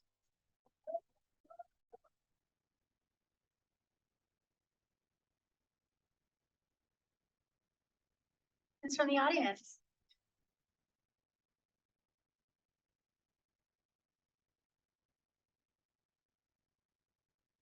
That last graph that you had, I think it had like 2 red lines. Where is diapause? So they go into a state of diapause. After diapause?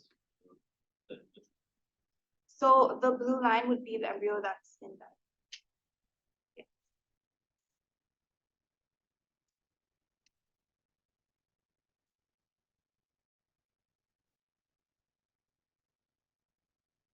So the x-axis is the morphological stage. So we would be looking at the dispersed cell phase, which is the stage of their development, the neurochale, which is kind of like when they start to form their early axis, and then somi stages, which is also the formation of an axis. In terms of temperature, that can control which phase trajectory, so that you then that conditions, or you kind of control the temperature. So previous research already found that when you incubate them at 30, they'll all escape diapause, and when you incubate them at 20, they'll all enter diapause. And so we're kind of using temperature as a tool to look at the vitamin D concentration.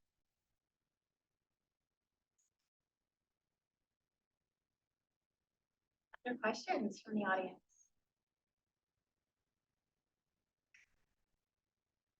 question. What are you excited about doing in the next academic year with the project? I think I'm excited to just get started because right now we've only just been doing reading and not familiarizing the lab. So I'm really excited to kind of start. Hands-on experience in the lab, yeah. Anything else from anyone? All right, well, thank you so much. Jaden.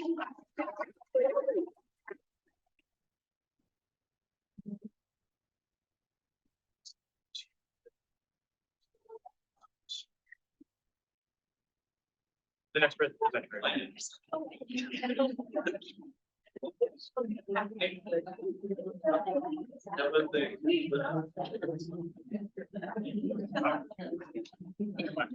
Yeah.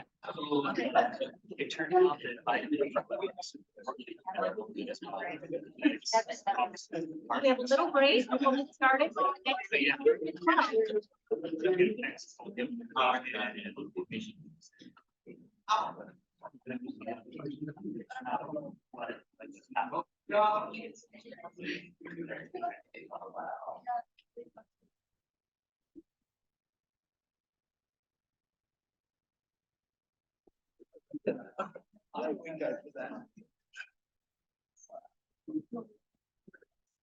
Shandee. Are you recording? Double check. Yeah, Yeah. I'll record it, so anyone who isn't here can watch this later. Okay. Because it was like 4 o'clock in the morning and it's like, yeah. Everything's recorded. Everyone's doing a good job.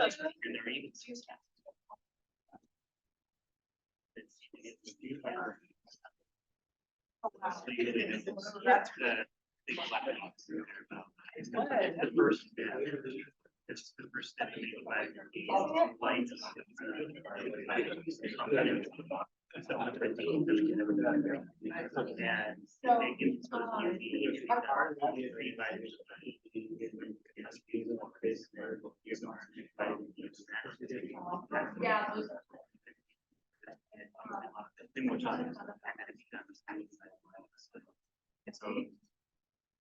So there has the collective responsibility. Yeah.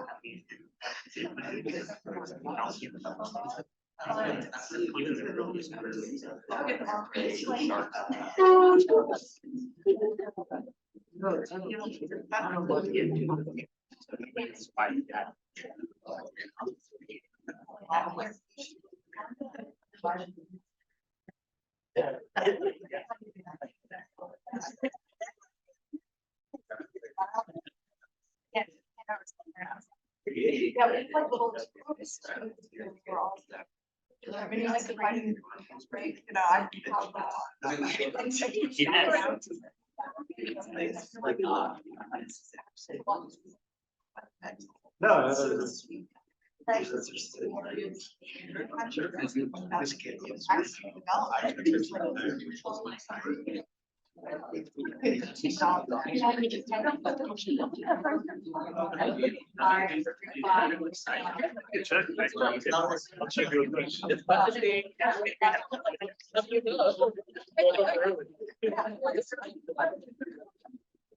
Yeah, actually, I'm very.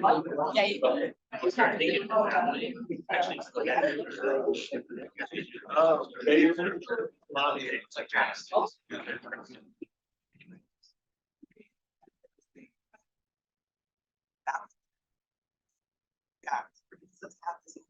Oh, Richard. So.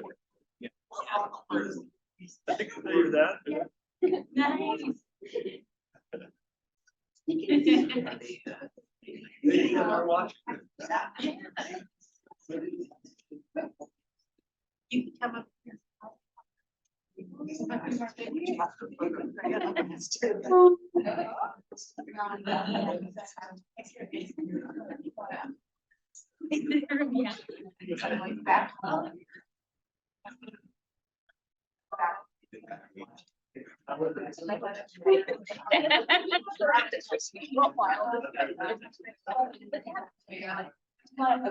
Yeah, thank you. He was just saying.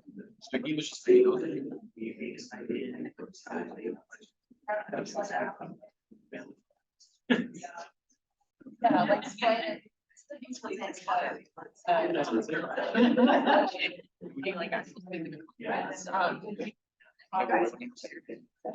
that you already know how to answer questions. So like.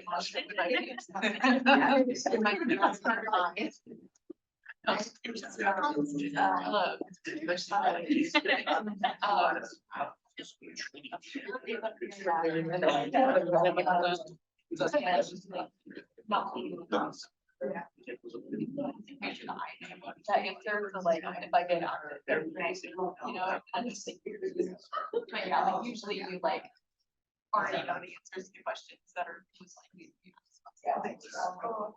That's all partly why I feel like taking you as well as I do, but at the same time, it's like. Like in terms of like. Being confident in you or- But yeah. It's orange.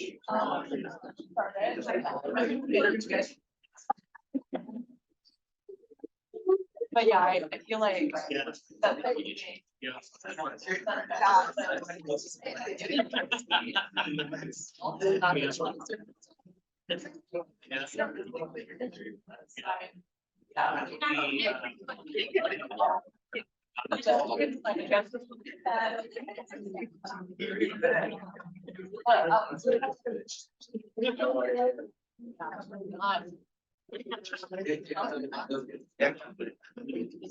Actually. All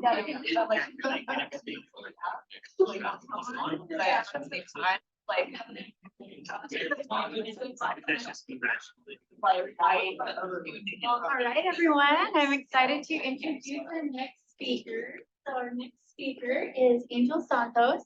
He is also a member and scholar in the PROA Pathways program and is also working at Dr. Jason Kudrowski's lab. And so the title of his talk is Developmental Staging of Annual Killifish Embryos at Unique Temperatures, Search for Vitamin D Metabolite Patterns.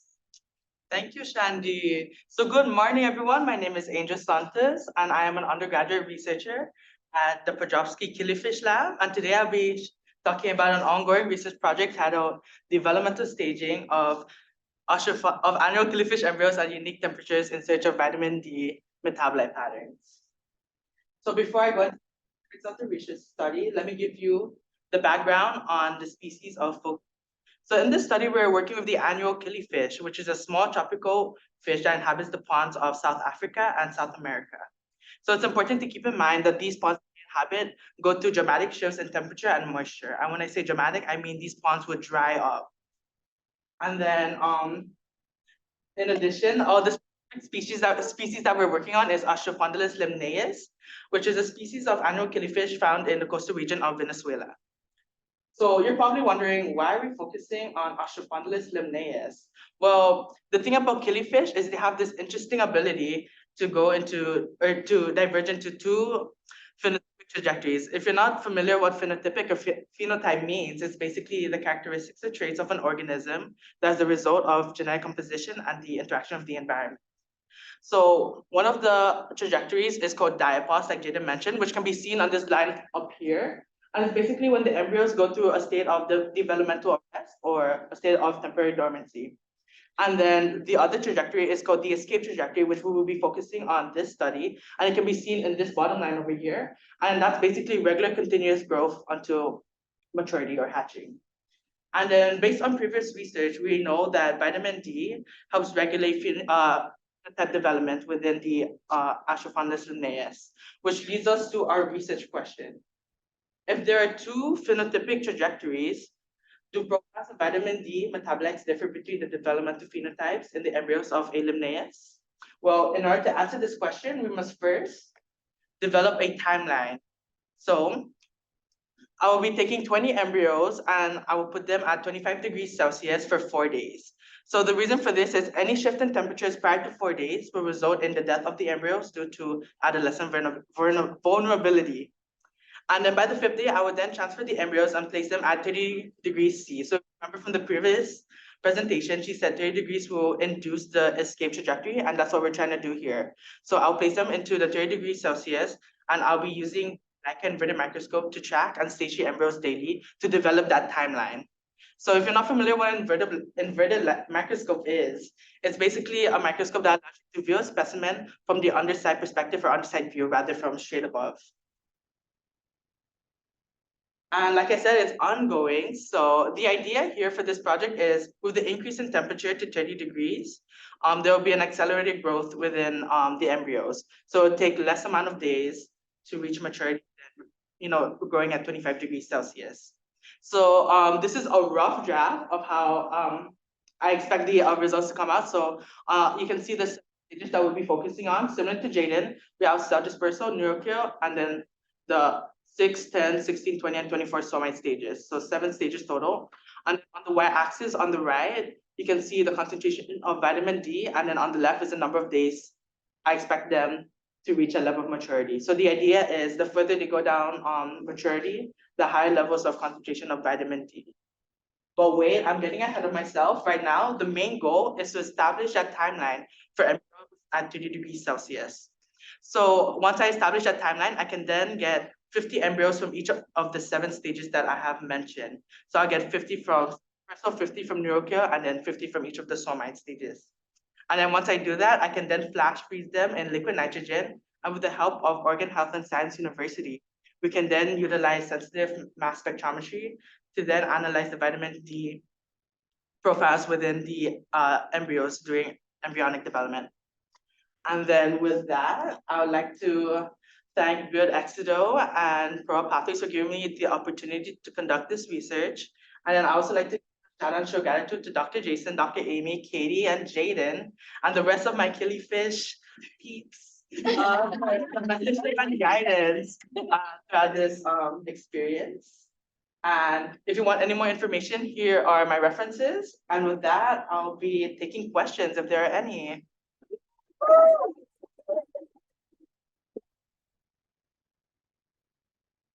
Audience questions.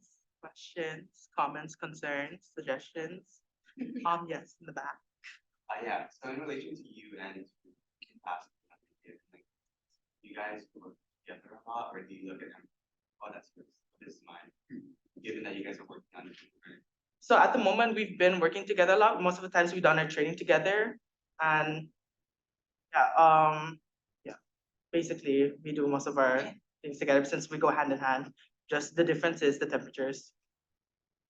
Oh, and there's also one inverted microscope, so like we kind of.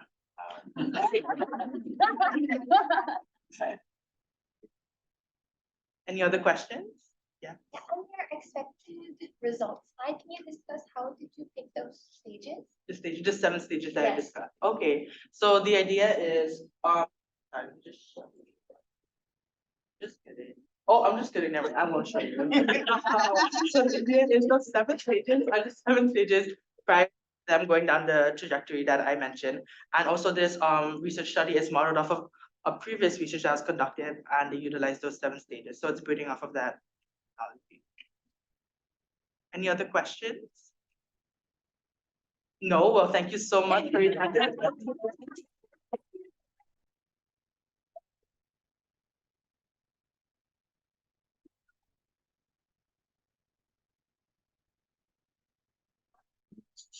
We'll take about a 5-minute break, 5-minute break, and then we'll have our final speaker for the day.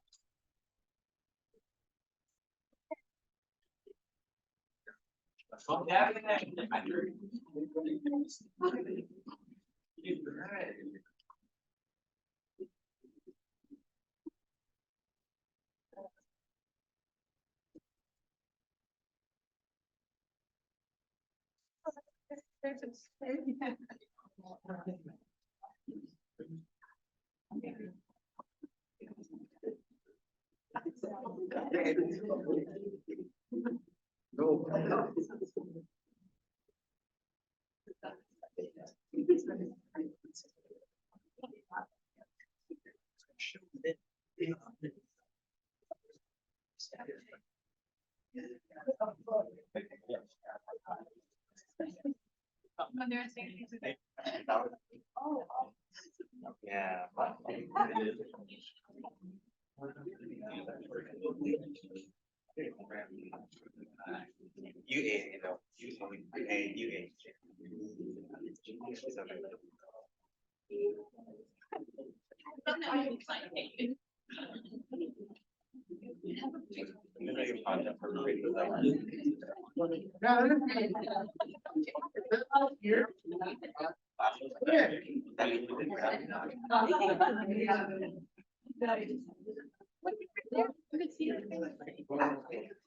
Oh, yeah.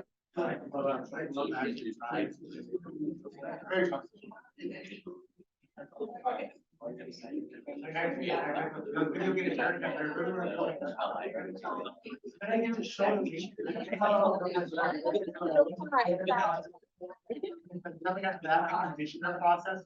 Oh, what time is it at?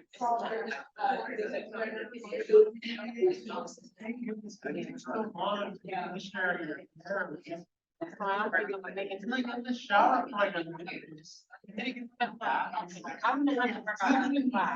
Okay, so to make sure. Turn it off. Yeah,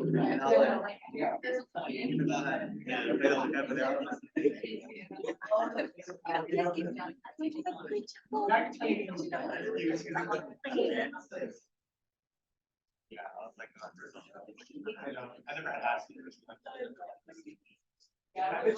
All you use for stuff like this. And also exchanges, there's not. You have a final, you have like a my face, you can do visual.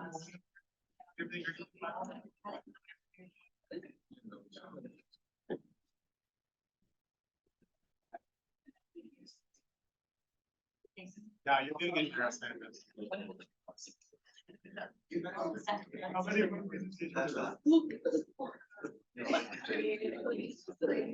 I love that. I got photo of us from the side. I had my head thing. I was like, I just got the time. Have this on side, my hair would be all funny. Yeah, and like in the. That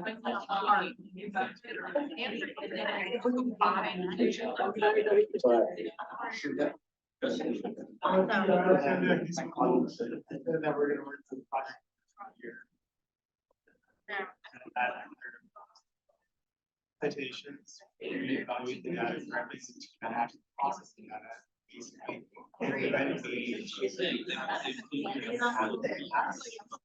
And that way I can see him hand out the survey, do the survey with the student, and then have their data in order to communicate with a year to live so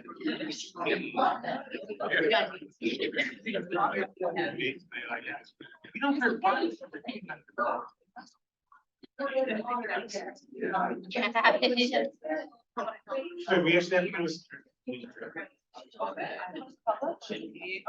I'm pretty sure.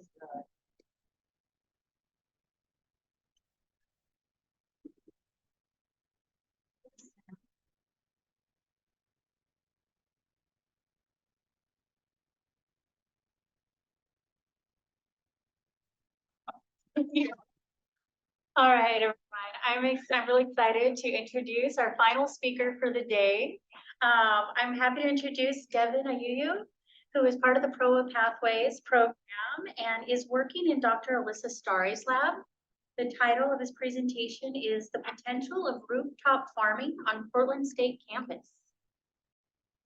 Good afternoon, everyone. My name is Devin Ross Iglesias Azuzu, and I'm an undergraduate researcher in the Home Ecology Research Lab, led by Professor Alyssa Starry here at Portland State University. And today I will be presenting to you guys the potential of rooftop farming on the Portland State campus. So here's some background information of rooftop farming. Since urban areas have developed more often due to the constructions of buildings, on ground level urban farmers have faced challenges in regards to utilizing limited spaces. However, one type of urban agriculture is called rooftop farming, which is basically involves plantation of vegetable produce in rooftops of buildings.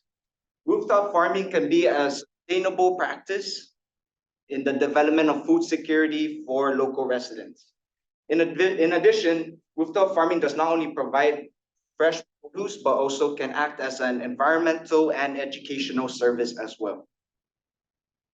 But to further understand rooftop farming, we have looked at its advantages and disadvantages. The advantages include food miles, environmental services such as stormwater management, which basically focuses on the retention of stormwater, in addition to waste streams, which utilizes kitchen scraps from food departments or restaurants as compost for nutrient plant growth for rooftop farms. And lastly, mitigating urban heat island effect. And the disadvantages includes the cost of a farm, which comes from the installation, the types of materials needed, and labor required. Another disadvantage is harsh environmental conditions, such as strong winds, as it has an effect on tall plants, such as corn, due to its weak structure and its need of support. And lastly, the lack of proper practices and recommendations, because most recommendations are for on-ground urban farming. And so, for example, irrigation and fertilizers for natural potting soil. However, this research objective of this study is to aim to review the potential of installing rooftop farm on Portland State's campus, specifically on Kramer Home. And the materials and methods I used was basically, this research was assembled by a previous proposal led by Professor Alyssa Starry, campus architects and planners. So after conducting an interview with Professor Starry, I have reviewed documents such as literature on Kramer Hole and rooftop farming, as well as emails between working group members and as well as working group meeting notes, which has shown a current status, or the group meetings have shown a current status of Kramer Hole's rooftop. There is actually lead exposure from paint, peel of paint on Kramer Hole's rooftop. In addition, current plant beds are not accessible for future plantation of any type of crops, as well as these plant beds are not designed for roof runoffs. So basically they have no significant role of stormwater management. In addition, there is also difficulty accessing walkways or stepways to get to those plant beds. However, campus architects have designed a proposed or a concept drawing of Kramer Hole's rooftop farm. And this kind of includes 12 elevated plant beds that consist of a maximum of 2 to 3 crops with vegetables that includes like tomatoes, zucchini, basil, and other types of herbs. In addition, if you look closely to that image, you see a red arrow indicating that there's a need to improve access for this walkway to get to those plant beds. However, this research just kind of captures that there is a possibility that it can be installed on proposed rooftop farm based on that concept drawing.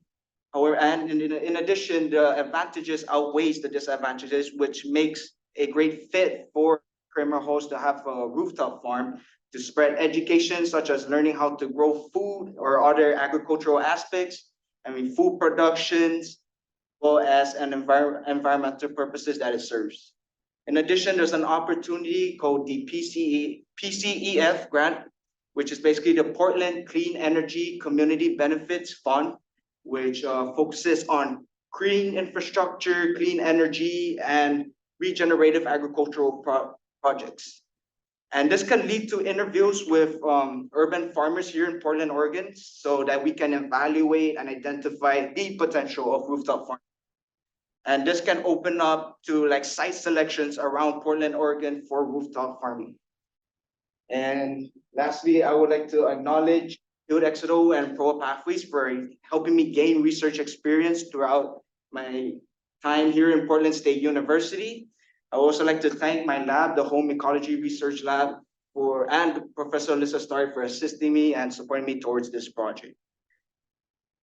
And these, if you need any information, these are some resources that I utilized throughout this research project. And thank you for your time, and I'm open to questions.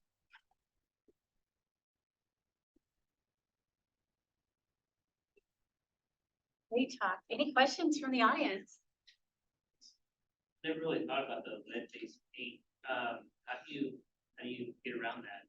So if you put new beds, is there gonna continuously be lead that gets into the soil?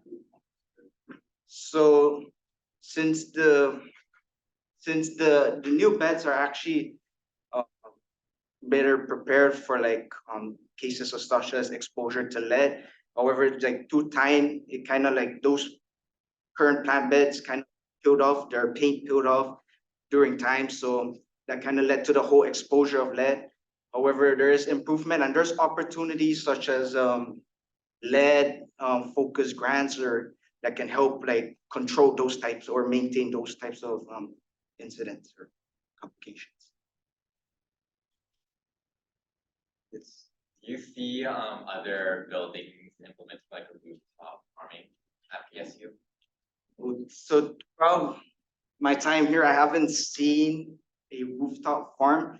However, I've seen many green roofs here in Portland State University. And it's pretty amazing, but however, we can expand and look at rooftop farms as an opportunity to help spread or help food production for our local residents. Is there any thought on maybe teaming up with, there's research labs within Portland State that are plant focused? Them to symbiotic relationship of their greenhouse or rooftop where their plants and some farming. Yes, so we are definitely looking at it. My research mentor and I were mostly focusing on like sustainability or energy groups, such as I believe there's a sustainability center students groups that kind of helps give food to the pantry, PSU pantry. So that's an opportunity where we can both partner up and look at some future directions towards rooftop farming. Yeah. Yes. We thought about partnering with like nonprofits or other like city farmers. Yes, that's definitely in the discussion. We're also, after this, we're also trying to look more in towards like native species in terms of looking at native species, because there was previous literature on spinach on the comparison of rooftop versus on-ground level farming. So there are many future opportunities or directions that it will come to. More questions? Yes. Curious if you guys have thought about like light access, like our buildings here are lower than like all the taller buildings around us. If that's like an aspect. Like, I don't know if Creamer Hall is the tallest building. Light. It's a concern as well. I don't think it's necessary concern at all. I think it's mostly on how you implement the layers of the green roof, or like instance such as lower buildings or whatnot. But however, to get into more detail, I will email you or try and get your email. Give you a direct answer, a better answer. Yeah. Can I ask why in particular Creamer Hall? So Creamer Hall actually is really a good agricultural project because it's able to withstand or hold the intensive or extensive green roof. So it's all about the weight loading that kind of occurs throughout, because this is multiple layers of soil, media, drainage system. So Creamer Hall actually has that ability to hold that amount of layers in the green roofs. Yes.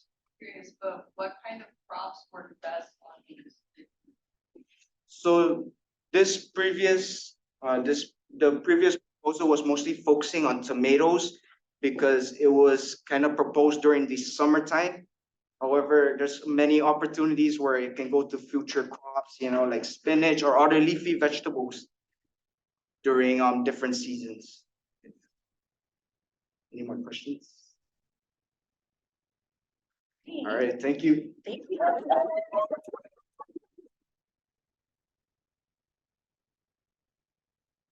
was amazing. Everyone did so good. I'm so proud of you all.